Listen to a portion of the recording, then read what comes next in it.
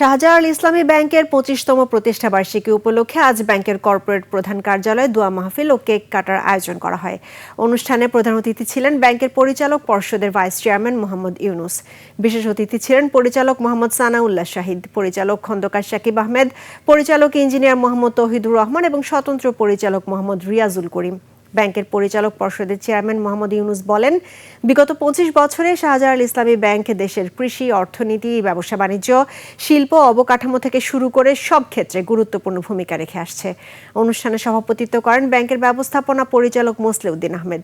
এছাড়া অনুষ্ঠানে অতিরিক্ত ব্যবস্থাপনা পরিচালক ইমতিয়াজ ইউ আহমেদ, উপব্যবস্থাপনা পরিচালক এম সাইফুল ইসলাম, উপব্যবস্থাপনা পরিচালক মোস্তফা হোসেন, কোম্পানির সচিব মোহাম্মদ আবুল বাশার এবং সিএফও মোহাম্মদ জাফর সাদেক সহ ঊর্ধ্বতন কর্মকর্তারা উপস্থিত ছিলেন।